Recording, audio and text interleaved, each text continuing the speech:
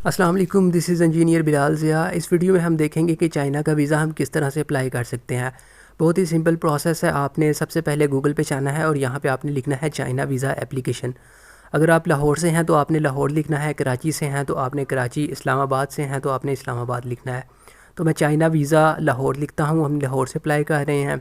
तो फ़र्स्ट वाली वेबसाइट जो आ जाएगी आपने इसको ओपन करना है। इसको ओपन करने के बाद यहाँ पे आप देख सकते हैं, इसको आप रीड आउट कर लें। यहाँ से आपने एक्सेप्टेड करना है। सिमिलरली इस टैब में क्विक एक्सेस का ऑप्शन होगा, यहाँ से आपने एंटर हेयर पे क्लिक करना है। एंटर हेयर पे आप क्लिक करेंगे तो आपके पास इस तरह का इंटरफेस ओपन हो जाएगा। अब आपके पास तीन जो है वो टैब्स ओपन हैं, history, appointment, China visa application. आपने यहाँ से न्यू एप्लीकेशन फॉर्म पे क्लिक करना है। जैसे ही आप यहाँ पे न्यू एप्लीकेशन फॉर्म पे क्लिक करेंगे आपके सामने इस तरह की कुछ गाइडलाइंस आ जाएंगी। आपने इन गाइडलाइंस को रीड आउट कर देना है और एंड पे जाके एग्री पे क्लिक करना है। जैसे ही आप एग्री पे क्लिक करेंगे तो आपके सामने इस तरह का कुछ इंटरफेस ओपन हो जाएगा, एप्लीकेशन फॉर्म इंट्रोडक्शन। तो यहाँ पे आप देख सकते हैं लाहौर सेलेक्ट है, चूँकि हम लाहौर से अप्लाई करेंगे वीज़ा। साथ ही यहाँ पे आपने start a new application form पे क्लिक करना है। नीचे आपने स्टार्ट न्यू एप्लीकेशन फॉर्म पे करने के बाद इसको स्लाइड करना है। जैसे ही आप इसको स्लाइड करेंगे तो आपके सामने एक न्यू इंटरफेस ओपन हो जाएगा इस तरह का, पर्सनल इन्फॉर्मेशन का। अब आपने फॉर्म फिलिंग स्टार्ट कर देनी है। यहाँ से आपका जो प्रोसेस है वो स्टार्ट हो चुका है। फैमिली नेम लिखना है, गिवन नेम लिखना है, अदर नेम्स है, चाइनीज़ नेम अगर तो आपने वो लिखना है। उसके बाद फ़ोटो की रिक्वायरमेंट्स आप देख लें, ये आपने फ़ोटो की रिक्वायरमेंट्स जो है वो देख लेनी है और इसके अकॉर्डिंग जो है आपने यहाँ पे अपनी पिक्चर अपलोड कर देनी है। तो मैंने यहाँ पे पिक्चर जो है वो अपलोड कर दी है। अब आपने यहाँ पे अपनी पर्सनल इन्फॉर्मेशन लिखनी है, डेट ऑफ बर्थ अपनी लिखनी है सारी कंप्लीट। उसके बाद नीचे आते हैं, आपने जेंडर सेलेक्ट करना है, मेल। उसके बाद कंट्री आ जाती है पाकिस्तान, यहाँ से सिलेक्ट करना है प्रोविंस। मैं यहाँ से पंजाब सेलेक्ट कर लेता हूँ। सिटी जो है वो मेरी सियालकोट है। उसके बाद मैरिटल स्टेटस आपने सेलेक्ट करना है, मैं सिंगल यहाँ पे सिलेक्ट कर लेता हूँ। नेशनैलिटी यहाँ से पाकिस्तानी हैं हम। आईडी कार्ड नंबर जो है वो मैं यहाँ पे रैंडमली एक आईडी कार्ड नंबर लिख देता हूँ। Do you have any other nationality? No. Permanent residency other country की नहीं है तो नो कर देंगे। अदर नेशनैलिटी नहीं है तो ये नो कर देंगे तीनों को। उसके बाद तो पासपोर्ट टाइप ऑर्डिनरी है। पासपोर्ट नंबर आपने यहाँ पे लिख देना है अपना, जो भी आपका पासपोर्ट नंबर है। इशूइंग कंट्री पाकिस्तान है तो पाकिस्तान सेलेक्ट करेंगे। इशूइंग प्लेस आपने सेलेक्ट कर लेनी है, जो भी सिटी है। और पासपोर्ट एक्सपायरी डेट यहाँ से सिलेक्ट कर लेनी है। तो ये फॉर्म फिल करने के बाद आपने प्रोसीड टू सेक्शन 2 पे क्लिक कर देना है। जैसे ही आप प्रोसीड टू सेक्शन 2 पे क्लिक करेंगे तो आपके सामने लेफ़्ट साइड पे ये सारी टैब्स शो हो रही हैं। आपने इन सभी को वन बाय वन फिल करना है। तो दूसरे नंबर पे यहाँ पे आपने वीज़ा सेलेक्ट करना है। चूँकि हम स्टडी वीज़ा X1 को सिलेक्ट कर रहे हैं स्कॉलरशिप पे, तो स्टडी वीज़ा X1 है। तो सर्विस यहाँ पे आपने एक्सप्रेस और नॉर्मल है, आपने नॉर्मल पे सिलेक्ट कर देना है। वीज़ा डिटेल्स आपने यहाँ पे लिखनी है। वीज़ा कितने मंथ के लिए होगा? 3 मंथ के लिए होगा तो 3 मंथ में 90 डेज़ आ जाएंगे। आपने यहाँ पे जो डेज़ हैं वो 90 सिंगल एंट्रीज़ के साथ सेलेक्ट करने के बाद प्रोसीड टू सेक्शन 3 पे करना है। सेक्शन 3 पे हमारे पास वर्क इन्फॉर्मेशन आ गई है। अगर आप स्टूडेंट हैं तो आपने सिंपली यहाँ पे ऑक्यूपेशन में स्टूडेंट सेलेक्ट कर लेना है। वर्क एक्सपीरियंस अगर आपके पास है तो यहाँ पे लिखें, नहीं तो आप इसको सिंपली नॉट एप्लीकेबल कर दें। नॉट एप्लीकेबल करने के बाद आपने यहाँ पे स्पेसिफाई रीज़न कर देनी है, N/A मैं लिख देता हूँ नॉट एप्लीकेबल।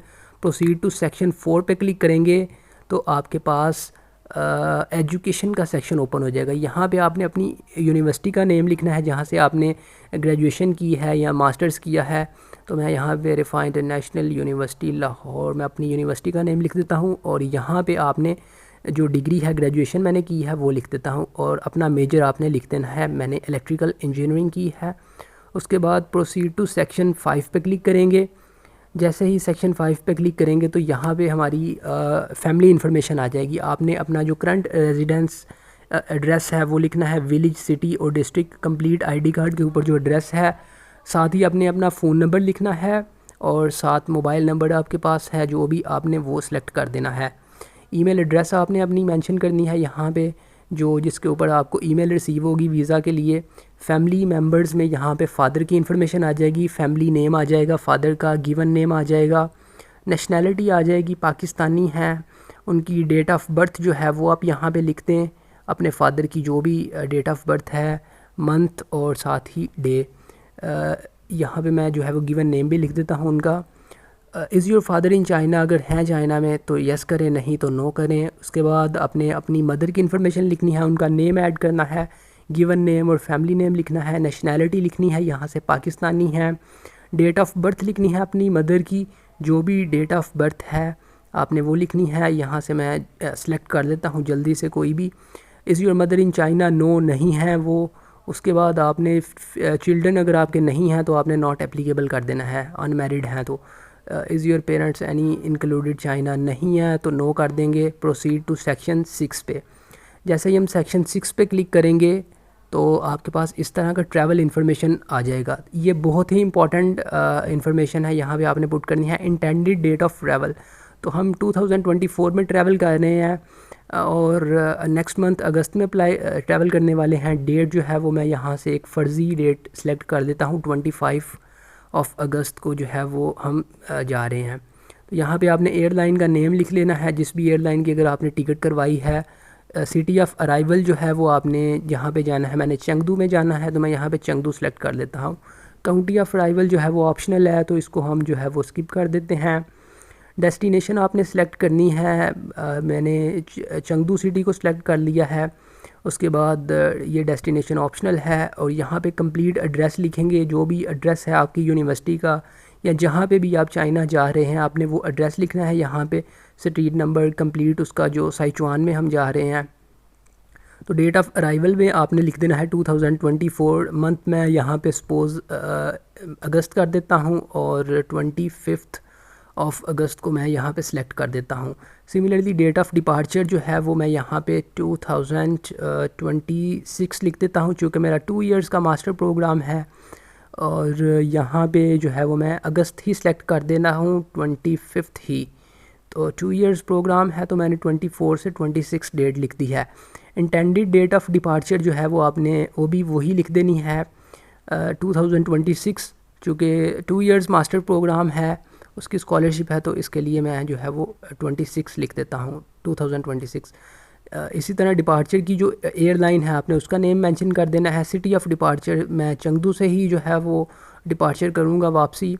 इनवाइटिंग पर्सन और ऑर्गेनाइजेशन इन चाइना, यहाँ पे आपने अपनी यूनिवर्सिटी की इन्फॉर्मेशन लिख देनी है, UESTC। रिलेशनशिप आपका जो है वो स्टूडेंट हैं आप यूनिवर्सिटी के, और आपने अपनी यूनिवर्सिटी का कॉन्टैक्ट नंबर जो है वो यहाँ पे लिख देना है, 86। मैं यहाँ पे जल्दी से कुछ लिख देता हूँ। ईमेल एड्रेस आपने यूनिवर्सिटी की ऑफिशियल ईमेल एड्रेस जहाँ से आपको ऑफ़र लेटर आया है आपने वो ईमेल लिखनी है। प्रोविंस साइचुआन है, सिटी आपने अपनी यूनिवर्सिटी की लिखनी है जहाँ पे है। तो इसके बाद आपने यहाँ पे पोस्टल कोड लिख देना है। लास्ट में आपने एमरजेंसी कॉन्टैक्ट नंबर यहाँ पे लिखना है, अपनी फैमिली मेम्बर में से किसी का भी आप लिख सकते हैं। लेट्स सी मैं यहाँ पे हसन ज़िया, यहाँ पे रिलेशनशिप जो है ये मेरे भाई हैं बड़े, तो मैं उनका as an emergency contact number लिख देता हूँ। यहाँ पे उनका कॉन्टैक्ट नंबर आ जाएगा और उनकी ईमेल एड्रेस आ जाएगी। तो जैसे ही ये इन्फॉर्मेशन लिखेंगे उसके बाद आप नीचे देख सकते हैं who will pay for this travel. तो जो है वो ना तो हम सेल्फ पे कर रहे हैं ना अदर हमारे ऑर्गेनाइजेशन पे कर रहा है। ऑर्गेनाइजेशन कौन सी है? ऑफिशियली यूनिवर्सिटी है तो UESTC हम यूनिवर्सिटी का नेम लिखेंगे, स्टूडेंट लिखेंगे, एड्रेस लिखेंगे यूनिवर्सिटी का जो भी एड्रेस है वो लिखने के बाद आपने कंप्लीट एड्रेस लिखना है और कंट्री आपने सेलेक्ट कर लेनी है चाइना। तो ये लिखने के बाद आपने is your personal sharing with same password नहीं, नो करना है आपने इसको और नेक्स्ट सेक्शन में चले जाना है। Have you been to China, अगर आपने चाइना कभी विज़िट नहीं किया तो नो करें। प्रीवियस चाइनीज़ वीज़ा अगर आपने कभी लगवाया है, नहीं लगवाया तो नो करें। कभी आपकी कोई डुअल इसी तरह से करंटली होल्ड करते हैं, नहीं करते तो नो करें। पास्ट 12 मंथ में अगर आपने किसी कंट्री में ट्रैवल नहीं किया तो नो करें। तो प्रोसीड टू नेक्स्ट सेक्शन में आ जाएंगे अदर इन्फॉर्मेशन में। यहाँ पे आपका कभी वीज़ा रिजेक्ट हुआ है चाइना का तो येस करें, अगर नहीं हुआ तो नो करें। सिमिलरली आपने ये सारे ऑप्शंस रीड कर लेने हैं। यहाँ पे बस आपकी क्रिमिनल एक्टिविटीज़ और इस तरह की मेंटल डिसऑर्डर के बारे में पूछा है तो आपने इन सभी को जो है वो नो सेलेक्ट कर देना है। तो यहाँ पे इसको मैं नो कर देता हूँ। सिमिलरली मिलिट्री में सर्व नहीं किया, नो, कोई सोशल ग्रुप के साथ एक्टिव नहीं है तो नो करेंगे। तो ओके करेंगे। तो यहाँ पे आपने बाय वीज़ा सेंटर से आपने कलेक्ट किस तरह से करना है, तो बाय वीज़ा सेंटर आपने विज़िट करना है। प्रोसीड टू सेक्शन 10 पे करेंगे। तो यहाँ पे आपके पास जो है वो कंप्लीट फॉर्म शो हो जाएगा। आपने इस फॉर्म को अच्छी तरह से रिव्यू करना है और रिव्यू करने के बाद आपने अगर कोई चीज़ एडिट करनी है तो आप यहाँ से इसको एडिट कर सकते हैं। उसके बाद आपने यहाँ पे क्लिक करके सबमिट एप्लीकेशन फॉर्म करना है। जैसे ही आप सबमिट एप्लीकेशन फॉर्म करेंगे तो आपके पास वीज़ा एप्लीकेशन फॉर्म जो है वो PDF की फ़ाइल में डाउनलोड हो जाएगा।